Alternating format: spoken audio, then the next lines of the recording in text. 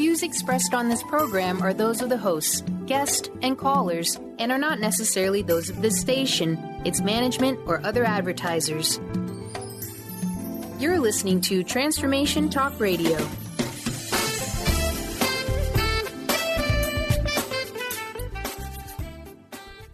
Hi, welcome. This is Dr. John DeMartini. This is one of the most amazing and inspiring shows that you can listen into. If you want to be on the edge of your seats, if you want to open up your heart, if you want to expand your mind, and you want to meet incredible people, stay tuned because you're just about to experience a transformative radio show that will change your life. And you're listening to the Dr. Pat Show that's coming up right next.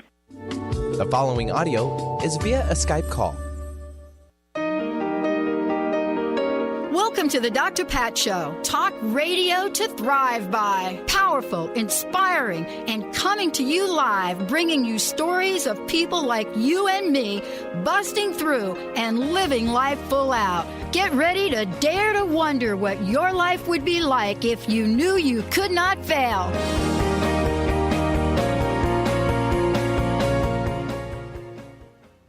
Hey, everybody. Welcome to the show. And we got a good one today. Dr. Zohara Hieronimus joining me here today. And we're going to be talking about one of my favorite topics, White Spirit Animals, Prophets of Change. This is fabulous book. Excited about it. Going to give a copy away. So how are you, Mr. B? I'm doing very well. Happy Monday to you and start of the week. Monday. Hey, do you remember? No, you're not from the East Coast, so you wouldn't remember that crazy radio commercial. But it is kind of an exciting Monday with the ground all white here in the Pacific Northwest. How does that even happen? In selected areas, yes. And Punxsutawney Phil was right with 6 more weeks of winter, and we are experiencing that. So thank you, Mr. Groundhog. Yeah. And all of you skiers out there, you folks that are thinking, I love to be out there snowshoeing, you are just having a blast. That is if the pass would be open for you to get up there.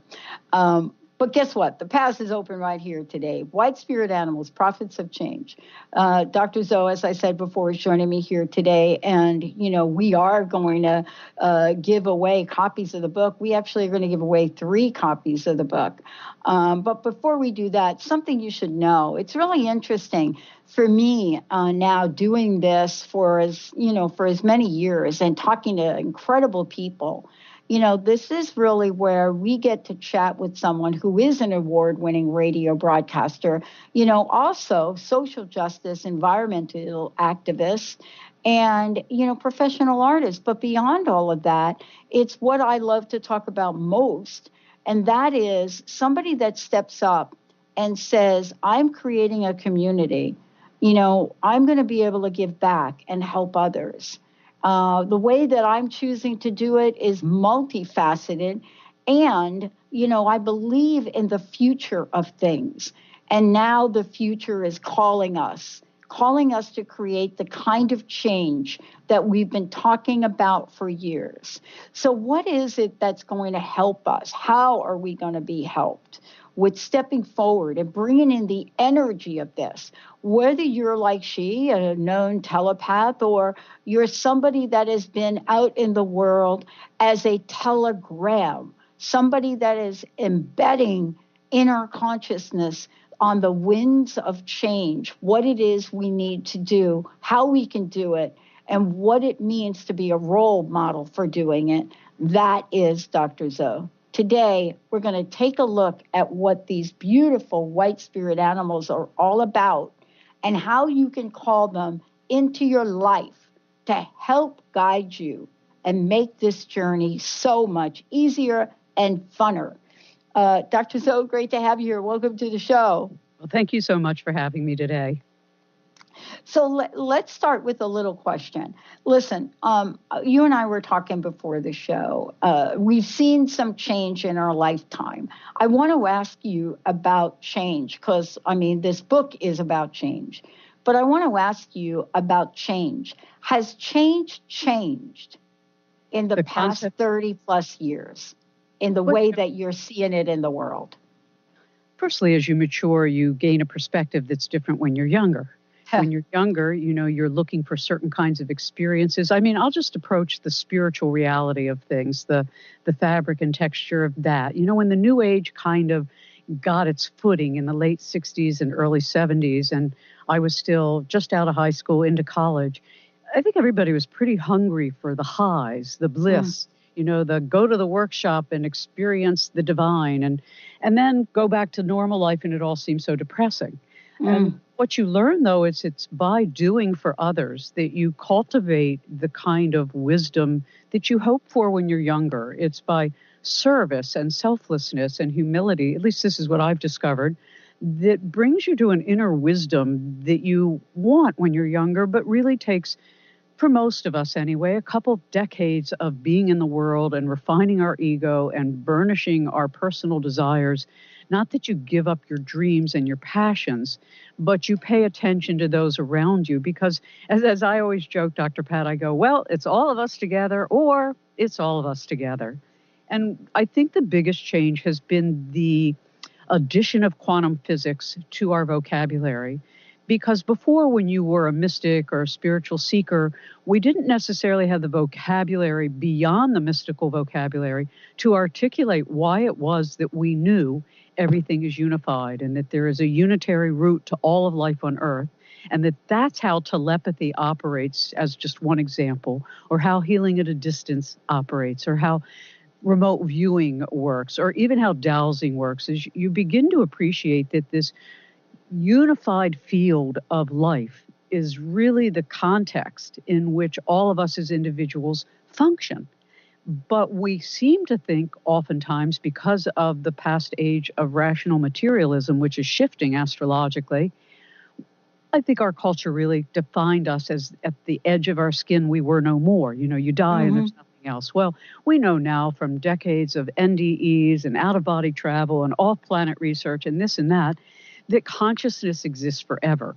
And that those traditions that have always taught karma or dharma or reincarnation were really pegged. And even in Judaism as well, it speaks to reincarnation. A lot of people don't know that.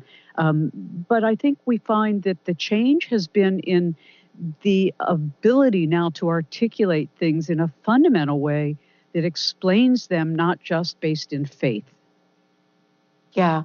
One of the things I love about this and what you're bringing forth in this book is that this is really the time now where visions and dreams and how it's showing up. Well, okay. So let's take a look at our pop culture for a moment, and even the pop culture that we just saw at the closing ceremonies of this past Olympics. So unlike ceremonies in the past, this was about the youth of South Korea. This was melding that ancient wisdom, that ancient tradition in South Korea with contemporary pop artists and music. Such a beautiful blend. It's something we don't see that often. And, my question is the story of the white spirit animals looking to be brought forward to a contemporary state of popularity? The white spirit animals, and in my book, White Spirit Animals, Prophets of Change, one of the things I point to is that no matter what tradition reveres these holy animals, and they are considered the elder prophets of each species, because unlike their kin, they are white-coated, and they're not albinos. They have recessive genes from both parents. Historically, whether it was the Zulu or the Lakota, who have the white buffalo, the Zulu, the white lions, the Buddhist Hindus who have the white elephant, the white wolf is common to all traditions worldwide, and the white bear to, in this case, the British Columbian Rainforest First Peoples. They would not talk to the world about the arrival of a white spirit animal. It was considered really taboo to let the outside world know of these special beings who would be among them. And they always looked at it as a sign of prophecy of change, because one of the things all these traditions worldwide have, and you could see the same thing with white whales and white dolphins, it doesn't matter which mammal you look to, whether sea, land, or air, all of the tribal communities worldwide that revere them say that their white coats are reminiscent of the last ice age. and that they are telling us that the earth is going to cleanse herself. So firstly, they show up when we are facing calamitous times and really important choices. Secondly, what's so interesting about the arrival of them in common culture now and through, things like television and YouTube, and you can find postings all over the world of very precious white spirit animals, and I show some of them on my website, whitespiritanimals.com. What's happening, at least from my understanding of it, is that the animals appreciate in what dire straits we and they and the ecosystems they preside over are in. Their effort is to work with us in the sense of bringing us into loving rapport with them and all of nature, that we don't operate outside of the animal kingdom, the plant kingdom, the mineral kingdom, the spirit being kingdom, that these are integral hierarchies that does not make one better than the other, more important than the other. We all have our job to do. And I think what's happening in human consciousness, thankfully, is we're beginning to outrun that species entitlement that was fabricated so long ago in our cultures of saying we have the right to destroy the ecosystem, we can take what we want, we can do what we want to animals, we can abuse them, torture them, mass produce them. This is changing because there's a sensibility happening within the human heart that I feel, due to the challenges we're facing and the vibrations when you talk to people speaking about, the ninth wave and where we are according to the Mayas and others, is that we are at a very special turning point. And this turning point gives all of us the opportunity to come into rapport with all of life, because all of life talks. So I think the popular culture, and at the Olympics, you saw the white spirit animals in the opening. Yeah. They have their own special tradition about that, the white tiger in particular. Years ago, I had a dream about chasing the white tiger. And in the dream, I stop and talk to these elders on the hillside. And I say, well, where's the white tiger? And they said, well, that's your job to find. So, I think that all of this, whether it's talking to a squirrel in your backyard or talking to your neighbor or your own dog, or coming into rapport with a wild animal that may not even live in your environment, these are all really important relationships. And I think that's one of the things that I like to emphasize, is that just like in the beginning, in the New Age, when you could go to workshops and experience the bliss of this high and that high and then feel very dislocated, it's gotten rather commercialized and commodified over the last 3 decades. It started with the gurus, and then now it's moved to every spectrum of the New Age interest, new paradigm that you can think of. These are expensive workshops. You often have to travel far. And it's not in any way to diminish the value of them, but I do find, and it concerns me a bit, when people say, well, I'm a shaman. And I have to be kind to them and say, well, you may be practicing a shamanistic tool, which I do. I don't call myself a shaman. Traditionally, a shaman is chosen by their community to serve them, and their whole lives are dedicated in that service. It's not a weekend workshop banner that you can get. You can't hang a title. So, but the work that the shamanistic communities offer us, and that's what I practiced in this book, is something called shamanic dreaming, which is telepathic dreaming, basically, is something we've always been doing as humanity ever since. So the white spirit animals and other kinds of awarenesses of people coming into rapport with animal, plant, mineral consciousness, spirit beings, off-planet elders, is that we as humans are beginning to re-arise, understanding that we are members of a galactic society. Yet we are local beings who live in our own local ecosystems. Yeah. I mean, we're going to take a short break. When we come back, we're going to talk about, these white spirit animals, what they mean. There are some people that are talking about this idea of the return of the white as if they've disappeared. But there is a return going on, and it has a very special meaning. When we come back, Dr. Zoe is going to walk us through how have these dreams come to the forefront and have brought forth the bear, the lion, the elephant, the wolf, the buffalo, and much more. Stay tuned, everyone. Yes, even the white dragon. Stay tuned, everyone. We're going to take a short break. We'll be right back. And don't forget, we're going to give copies of the book away. We'll be right back.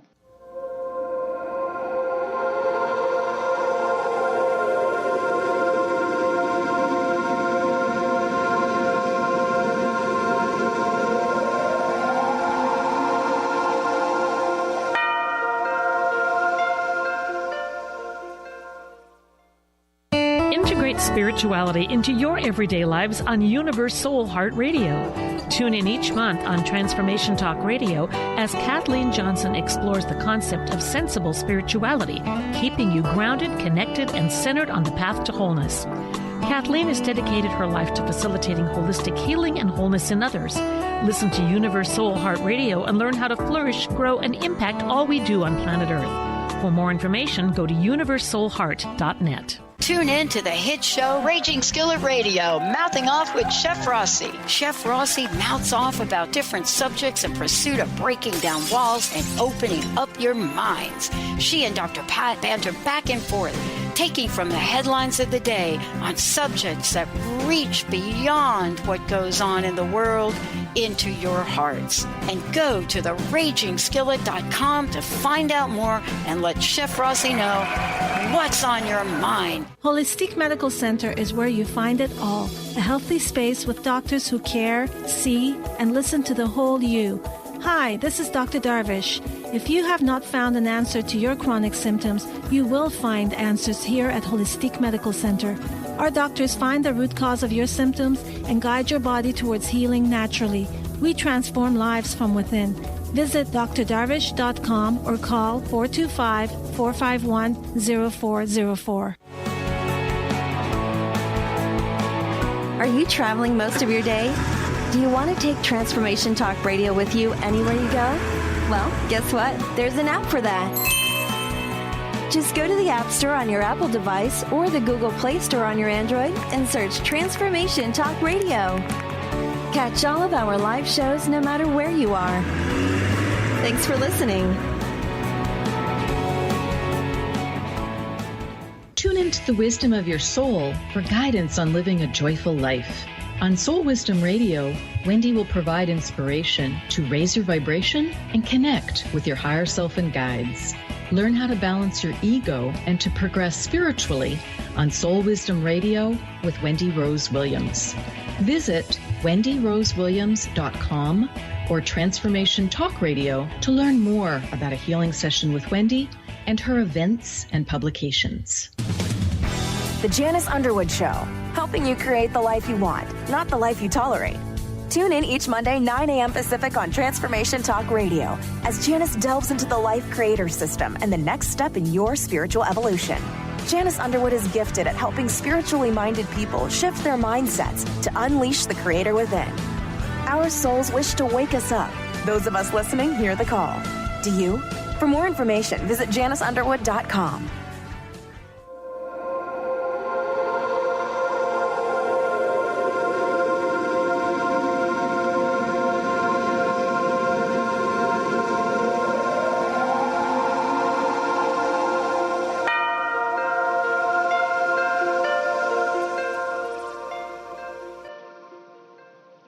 Hey, everybody. Welcome back. Welcome back. It is so great to have Dr. Zoe joining us here today.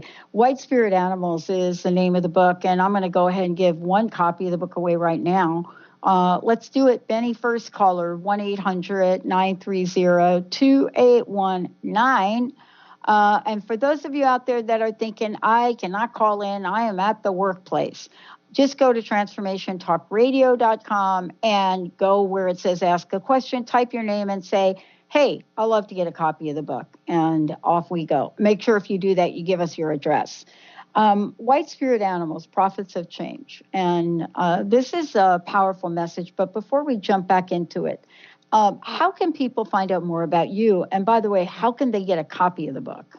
The easiest way is just to go to my website, www.whitespiritanimals.com, and that will show you how to get to Inner Traditions Bear and Company, my wonderful publisher. And there aren't many publishers in the world who really support this kind of aptitude development. They do. And anything else they need to know would be there. I have other websites, ZoharaOnline.com, and there's another one, 21st21st centuryradio.com. But for White Spirit Animals, I think there are links there to everything else. Yeah. And by the way, it's a fabulous website. There's a lot of information here for those of you out there. And, a way for you to buy the book from here as well. Also, there's great images here, galleries. For those of you that are like me, you're pretty much a visual So what you're going to be doing is you're going to be looking for the pictures, which is great as well. Let's talk about, if we could, this idea of prophets of change. I want to start there and then talk about each of these white spirit animals. What does it mean for people listening that may or may not know what that means to be a prophet, but also a prophet of change? Well, prophets really are always spokespeople for change. Generally, it's a change within us. And that's really the animals. When I first had this waking day vision in 2013, I was washing my dishes.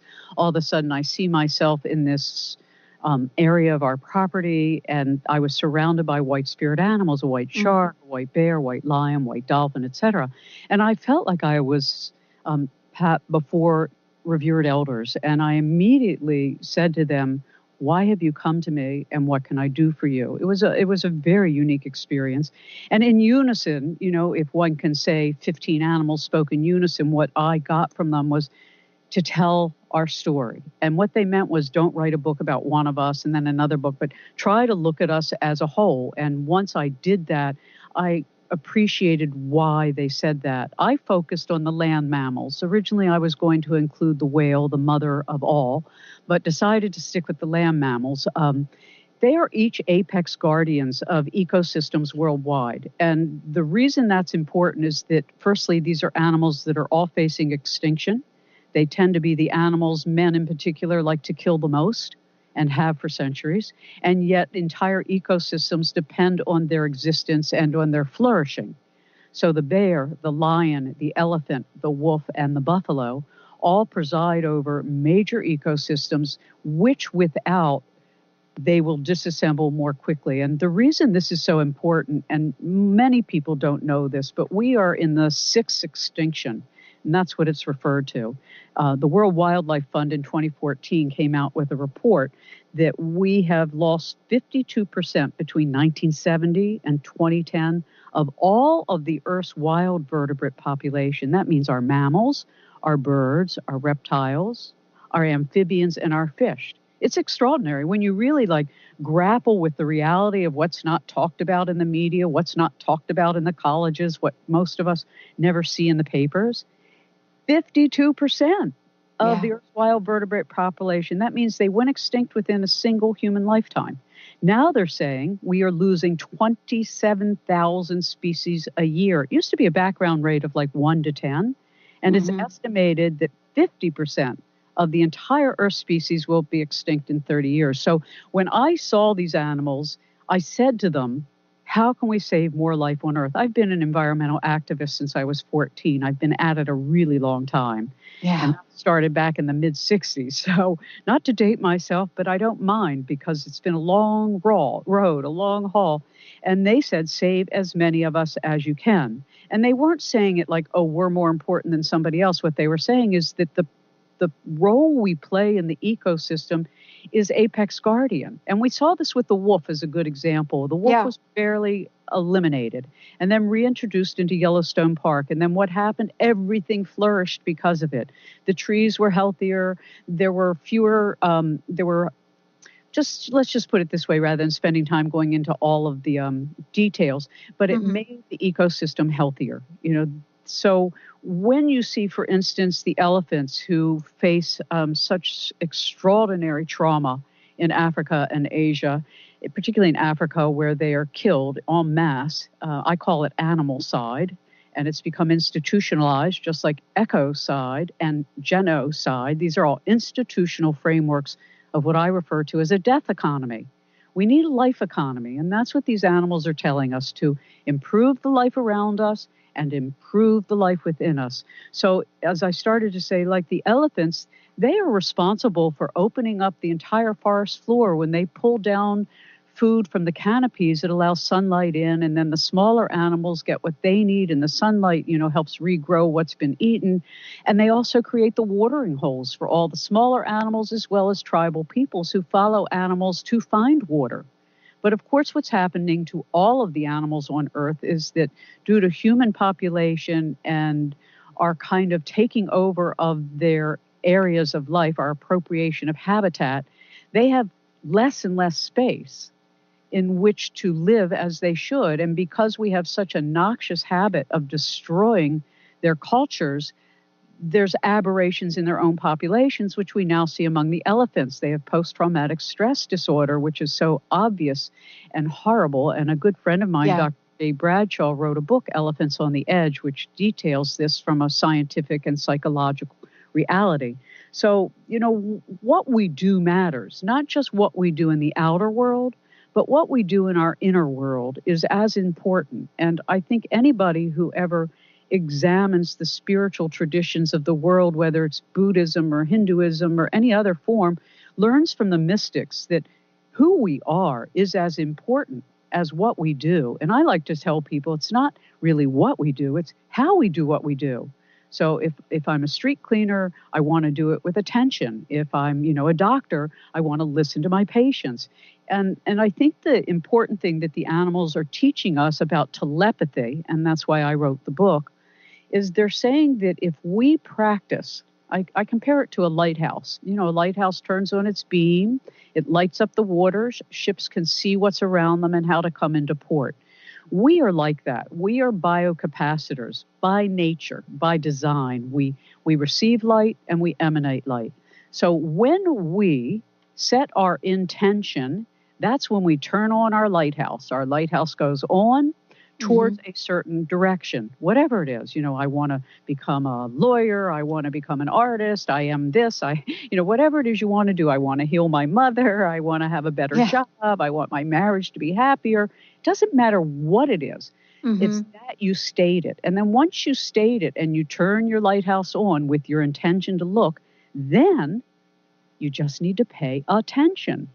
And these two things, intention and attention, are what make the human as co-creator of divinity. Yeah, let me tell you the word that has come to mind for me now. I got to tell you, we got the best listeners on the planet. And by the way, Linda Firing is my producer. She's been my best friend since 1973. Nobody knows me better, right, than her. And stepped into this arena, and I think you'll appreciate this, Dr. Zoe, stepped into this arena just the way you're talking about inner traditions, stepped into this arena and never wavered in her belief. Now, we are two girls from Jersey, okay? Somehow, in our own special way, she and I, we got touched. And I use the term touch to describe why I'm even here talking to you and actually understanding what you're saying, Dr. Zoe. That's another thing, right? But here it is. The word that comes to mind, the word that I think about when I tap into, the animal spirits that guide my life, and I do have one or two of them that are white, is the word engagement. And I'm not talking about marriage. I'm talking about increasing engagement where one heart can touch another. And my sense is after reading your book, that aspect, that engagement, heart to heart, tapping into that which we cannot see, but which emanates from within us, is part of the message today. When we come back from break, I want to talk about what the invitation is from white spirit animals, these prophets of change, to each and every one of us. The other thing is copies of the book, 1-800-930-2819, and we're taking your questions. We're going to take a shorty. We'll be right back, everyone.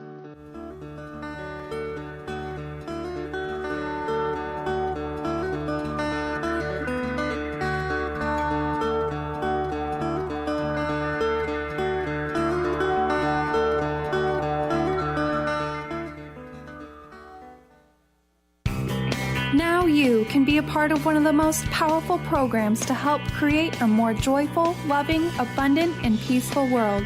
Every day at 12 noon in any time zone, join millions of other people around the world to spend a few minutes in joy, love, and gratitude. Brought to you by Robert Schoenfeld, host of the Art of Powerful Living Radio. Together, we can raise the vibration of the planet. For more information, visit globalmomentofjoy.com.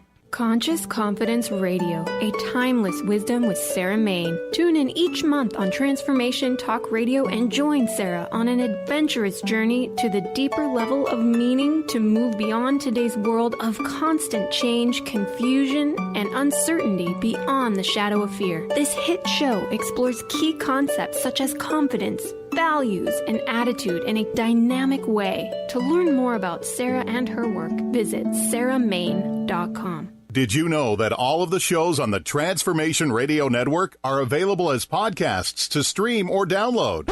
Really? Check us out. Go to transformationradio.fm. We have business shows, spiritual shows, energy healing shows, and pretty much everything in between. Something for everyone, guaranteed to inspire, educate, and transform. We are transforming the world, one listener at a time. Calling all moms, it's time to awaken your vibrant, intuitive, loving self in every area of your life. Join host Debbie Pokornik as she shares thoughts, stories, and tools to help you stand in your power. Listen to Vibrant, Powerful Moms, helping everyday women create extraordinary lives. Mondays at 2:30 Pacific, 5:30 Eastern. For more information about Debbie, visit empoweringenergy.com. That's empowering with letters NRG.com. Let It Go Radio. The future awaits you. Tune in each month on Transformation Talk Radio as host Barbara Scheidegger explores the way to clarity, peace, and how to live a successful life on your terms by turning negative experiences into positive ones. Barbara's curiosity about the human experience drives her both personally and professionally. As a life coach, author, and renowned clinical hypnotherapist, Barbara knows how to move forward in a natural, organic way without side effects. If you want to grow, be sure to tune in to Let It Go Radio. To learn more, visit letitgohypnosis.com. Are you searching? Looking for a sign? A message you need to hear? From the great unknown, from the most mysterious place that is the most familiar to your soul, in the depths of who you are. The universe put someone here to talk to, someone God gave a blessing to, that you may find insight with. TheAngelLady.net. 1-800-323-1790. 1-800-323-1790.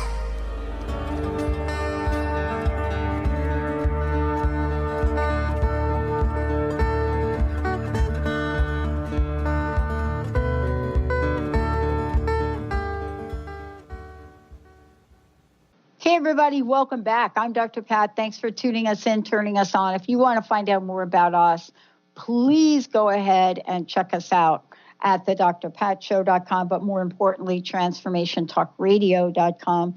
And Dr. Zoe joining me here today as the author of White Spirit Animals, Prophets of Change. Dr. Zoe, one more time, how can people find out more about you? How can they get a copy of the book? The easiest way is go to www.whitespiritanimals.com, and it's published by Inner Traditions Bear and Company if you want to go to their website. Awesome. Let's talk about the white spirit animals themselves. I think we're all in awe when we see them. I have a picture that, was taken maybe about 2 years ago in the backyard, a backyard in New Jersey, of a white deer.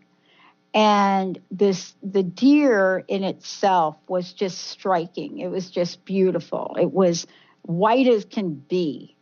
And, you stop in a moment when you have that kind of connection, and it was a close one, and you just look at that. But I think we are really struck by white animals, certainly white horses, the white wolf, but there's some that we just don't think about. For example, like the white squirrel, or even in this case, the white lion, but they have special meaning. I'd love for you to share with us what the special meaning is and what are the messages that they're bringing. Certainly, we're not going to be able to go through the whole book. No, and that would be more fun for people to read it anyway. Oh, yeah. The important thing, first I'd like to share what they all share in common, because when they first came to me and said, we want you to tell our story, I really had to figure out how can I do this. And I spent a year dreaming with the animals before I even submitted 3, sample chapters to my publisher, who has published 3 of my other books. Because I wasn't quite sure. I'm a waking telepath and have been. But this was something I wanted to do that was different. It's called shamanic dreaming. And this is what shamans and medicine men and women and other intuitives have been doing for millennium. You dream about, let's say a community says, our rivers are polluted, can you help us? So a shaman would dream, can I help them? Should I help them? May I help them? In what way can I help them? So the dream would bring in the information. A dream is really like a search engine. And what we can do, all of us, is use our sleep time, our dream time, as a way to get the higher information that isn't obstructed by our own self-judgment, isn't obstructed by our own personal fears, and is really just straight talk. That's how I think of it. So I practiced dreaming with each one of these animals a month at a time, and then I'd cycle back and do another month. This was before reading about them. And again, being an animal lover and an environmental activist and an animal activist, certainly somewhere in my vocabulary I knew something about the animals, but I didn't know really their biology or their sociology or even what they meant. So it was a very unique experience for me. And bear, as an example, we'll start there. They live 25 to 35 years. And I know what I was going to say before we get to the specifics, is the other thing they all share in common, other than being remnants of the last ice age, here to remind us of our resilience and our ability to survive tremendous earth changes, and that they are here to help us do that, is that they all also represent star systems above us. The bear represents the Little Dipper, the Big Dipper, and the North Pole. So that's where all the coordinates of Earth come together, which tells us, wow, bear is where all of humanity comes in harmony.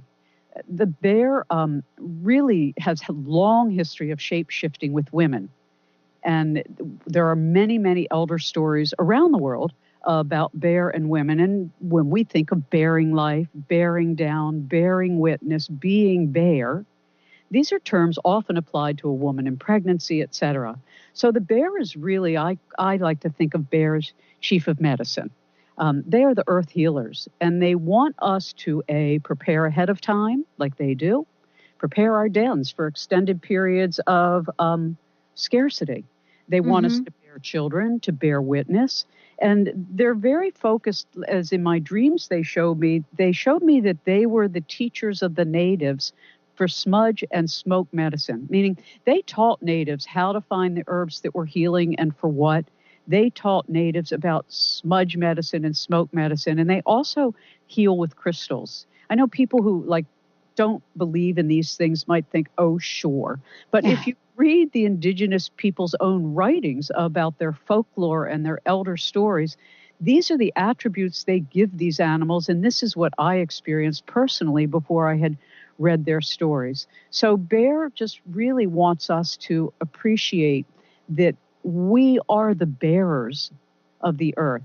And the white lion, we'll go to that for a moment, because the lion has always historically been associated with rulership, with power, with royalty. But in alchemy, it's the lion is the alchemist of the heart, the emerald gem of alchemy, meaning after we purify our natures, after we get rid of our selfishness, after we just stop being in our own way, pretty much, and open up to the love that there is, that we can become pure-hearted humans. That the Queen of Heaven, Lyra, for instance, is shown often in Sumerian and Mesopotamian and Babylonian cultures of holding two lions on a leash. And so what we're learning for lion is, they told me in my dream, and I asked each animal, what should we do for the earth? And lion said their priority was closing the ozone hole. And they added, and the hole in human hearts that prevent us from knowing that we're all connected through love. So the lion, the bear, teaches us about healing the earth and preparing and taking care of our children. The lion really teaches us about staying focused on good leadership in our local communities. I think while we're global or galactic citizens, we also live locally. And if each of us and everybody listening pays more attention to the needs of your local community, your ecosystem, your social relations with people, the justice movements, that's where each of us have our greatest power. So it's not to say we aren't part of the whole, but if we each as individuals use our power where it's strongest, which is where we live, we really can help the animals restore the earth and help the earth Gaia herself restore the habitats. So, and in each of these animals, I'd like to say, because they're subject to such brutality, and I write about that in each chapter, the bears are farmed like corn in other countries for their body and then used for healing, but it does not really healing. And bears, which live up to 35 years in captivity in these horrible situations, live 4 or 5 years in total pain. They might amputate their hands for other sales. It's horrific. I cried a lot, Dr. Pat, when I wrote this book, because when you come into empathic rapport, and this is why I do most of my work at a distance because I'm an empath, you feel what the other person or the animal or the tree or the stream or the rock actually feels. And while it's a beautiful sensitivity to have, I can tell you it does make life a little bit more challenging to navigate. So I don't go to crowds. I don't go to concerts. I don't go wherever there's a lot of people. I go to grocery stores when they're very empty. I go in very fast, get out very fast because of the lighting. So as a sensitive, I guess I suffered a great deal in writing this book because I suffered their suffering. But in each case, I'd like to say, the good news is there are wonderful humans worldwide trying to stop the abuse of the animal population, like the elephants. While I wrote the elephant chapter, the Barnum and Bailey Circus announced they were no longer going to use elephants, and they actually had their last show when I completed the chapter on elephant. So the bear, the same thing. They're saving the rainforest in British Columbia where the bears are native to. The lion, there's these wonderful people, the lion guardians, they're Maasai, that Leela Haza and Stephanie Dolraney have been training to track lions instead of killing lions, either in retaliatory killings because they take their livestock or as a sign of manhood. So in each case, in each animal's case, the elephant's the same thing. There are so many, and the wolves, there's so many good humans really doing their absolute best to preserve the animal kingdom. And that's what these animals are asking us to do. Not one of us can do it. I can't solve world starvation, though I thought as a child I would. No, yeah, me too. Yes, exactly. So some of us are called to these big visions, but we can make a difference if we change ourselves, refine our own responses. I used to be a very, very angry activist, and it took me 40 years to wear that down. So now I can really have some compassion for even those that are doing mountaintop removal, who are doing fracking, who are doing all these disastrous things, promoting nuclear. We know all of this stuff is ravaging our earth and our consciousness. So if we can have some compassion for the ignorance of others or their attachment to their pride or their money, it makes it a little easier to find a way into their hearts. And that's one of the things I've learned after being an activist for 40 plus years, is that I thought, probably like you, because we were a Pluto and Leo generation, and all you had to do was give us ideas and that was enough, give us information. Most humans need to feel the topic. So my suggestion, if you're listening and you're sensitive to the ecosystem and all the needs of our earth right now, find good stories to share with people who are not on the in of this stuff, who really don't get it, who are still brutal, who are still selfish, who are just for whatever reason stuck in a very old world paradigm, which is shifting. And the stories seem to open people's heart. And that's what the animals taught me. Is that stories, the facts are important, but the stories are what really open the hearts of humans. And that's one of the things they taught me. The other thing they all share in common, besides all representing different star systems, Lion, the Leo, etc., is that they all come from, what's the right word? They're the elders that revere them, the societies that have always taken them as totems and as important parts of their society and their relationships, point to off-planet elders from Lyra, the Pleiades, Alcyon, etc. And I'd like to share, if you don't mind, one really important thing. Do we have a few moments? Yeah, we're going to skip the break, Benny. Let's go ahead. Well, as an activist, I've always struggled with why is it that humanity got so derailed? And I started doing studies to see, well, what happened to us collectively? And I discovered two things that I think are very important. In 1853, Pope Gregory XIII instituted the solar Gregorian calendar. They took us off a lunar calendar. All of these mammals that we're talking about are matriarchal societies. And when we have matriarchies on Earth versus patriarchies, we were aligned with the moon. And this is important, not just because, we love the moon. Well, we are mostly water beings ourselves, which means we're tidal beings. So we disconnected our relationship, our cycles that affect our emotions, our consciousness, our biology, even our DNA, which I think zips and unzips between the new and full moon and explains why worldwide to this day we do prayers at the new moon, but the rituals are on the full moon. That's when we're most open, the same way the tide is the highest, women give birth. The other thing I discovered that shifted our consciousness, so that was one, we went away from the moon to the sun, which went away from the feminine to the masculine. We lost our understanding of our own being as water beings.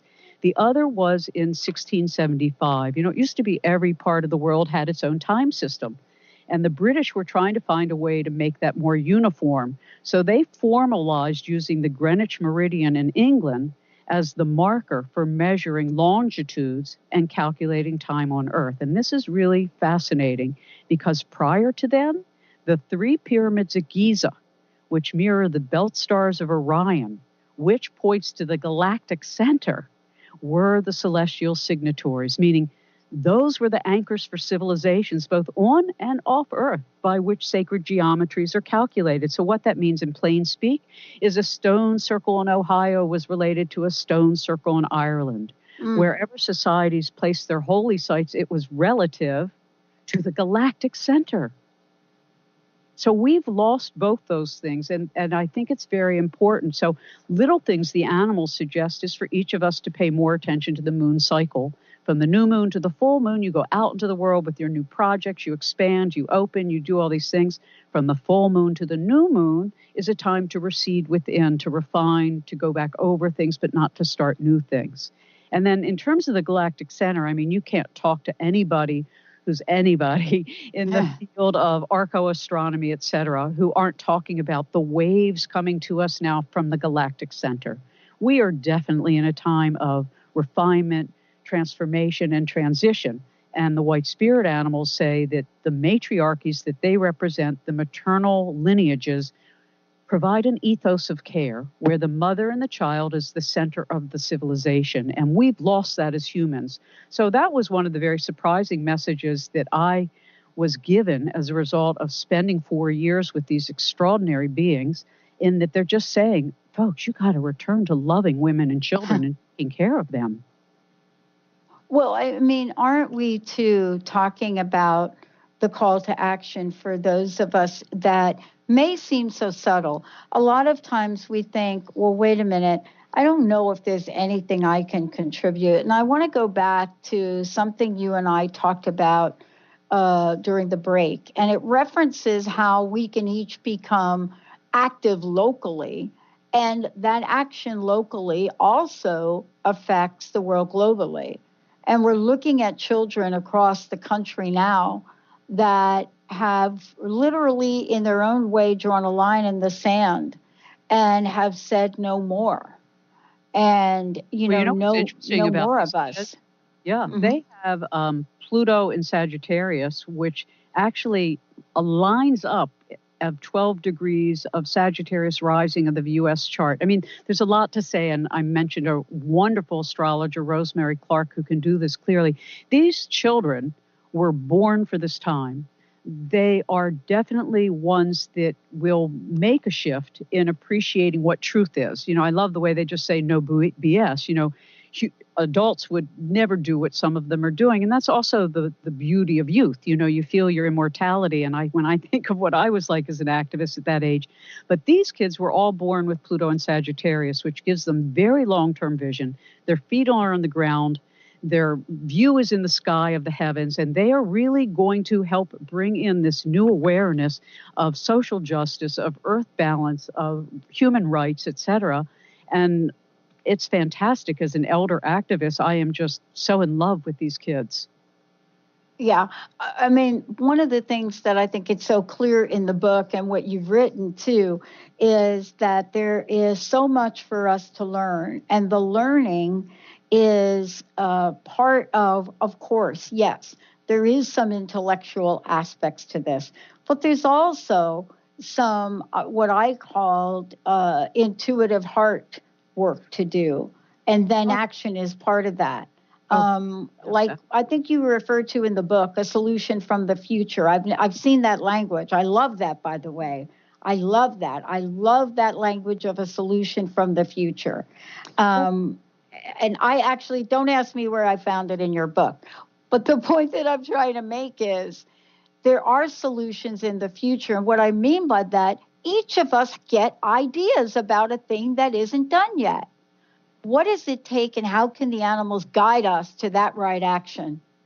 Well, I describe in the book an experience I had when I first came into rapport when I wanted to do this work with wild animals. And before I started, I was having this experience for weeks. Every time I'd close my eyes or try to go to sleep, I just heard this extraordinary screeching and screaming, a kind of a cacophony of chaos from wild animals. And I told my husband, Bob, I said, well, if this is what this work's going to be like, I'll be of no good because I can't take the pain and suffering. I mean, really, the frenzy was way over the top, and it was distracting and alarming. But then what happened was 2 weeks later after this began, on March 11th, 2011, an 8.9 magnitude earthquake and the Tohoku tsunami with waves as high as 133 feet hit Japan. And then we know we had the nuclear disaster. But guess what? All that screaming stopped. So the reason I share that brief little story is that the animals were already broadcasting that there was about to be a disaster on Earth. And we know for a fact that animals respond way before humans do to very delicate shifts in the Earth's systems as well as the weather patterns. In Europe, they're collaring sheep to know when the earthquakes are coming. It's one of the most important things is to know that any of us can come into rapport with anything, anywhere, and any when. It's a question of setting our intention, asking, may I? Can I? Should I? And then when we get information, whether it's from a plant in your house because it's not doing well, or a dog next door who doesn't seem well, it's important, and this is why I started with the weekend workshops are great, but these are commitments. They're as serious as a commitment to your best friend or to your parent or to your children. When you make a commitment to anything, it's very important that you honor it. And the other thing that I learned from Ingo Swann, who created the protocols for remote viewing, is not to judge it, not to label what you say, not to try to understand it, but just to experience it. And over time, when we practice this long enough, you begin to know the difference between imagination, reception, and whatever else there is. And I think that it's just important to practice it because there really is no right or wrong in this kind of work unless you're hired by the military and they're asking you to find missing submarines. Then it's important. Or somebody says, find me a well. Then it's important. But in terms of cultivating our rapport, which is what we're all being asked to do, to open our hearts to the world and to come into rapport with all of life. And the way we do that is by talking to life and then listening. It's mostly about listening and seeing your inner visions and then not judging it, not saying that's crazy. That cat just told me that the dog, needs his blue hat. Well, who knows what that means? It could be a cartoon that the cat saw on TV and the dog needed a blue hat. It doesn't matter is my point. Like I did a reading for somebody and they said our whole household's in disarray. And I said, well, it's because your dog is missing its orange blanket. And I'm thinking to myself, orange blanket? Who has an orange blanket? So I said to them and she said, oh my God, we packed that away 2 years ago when we moved. I said, get it out of the box. And they did. And they put it on the end of the bed and, harmony is restored. So my point is that all of the animals, all of life, the mineral kingdom, the plant kingdom, the cosmological systems, are elders, our family on the other side. Everybody is working to the same goal, which is peace on earth and plenty. And that's the goal of these animals, is to help us know that this is our guardianship, as the lions teach. We are the noble-hearted guardians of this earth. Wow. I want to thank you. Thank you so much, first of all, for this powerful message. Thank you for writing the book. But most of all, thank you for reminding us not only of who we are, but our potentiality, to really be guided and then to guide, based on, the cosmos of interconnections. Thank you so much for this. And again, one last question. What's your personal message? What would you like to leave us with today? Love, love, love. Love, love, love. There really is nothing greater. And when you go to a grocery store or you're on the highway, don't give somebody the finger or send them passionate, compassionate love. When somebody's unhappy in the grocery store, smile at them. Yeah. It's an extraordinary thing. And prayer. I'd like to say the most powerful tool humanity has is prayer. We don't yet know that.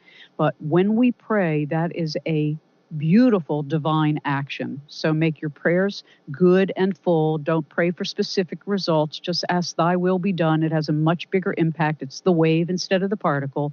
Love, love, love. Wow, thank you so very much for today. Thank you for all that you do. Everyone, the book is White Spirit Animals, Prophets of Change. We're going to take a short break. We are not done yet. We've got lots more to come. We'll be right back.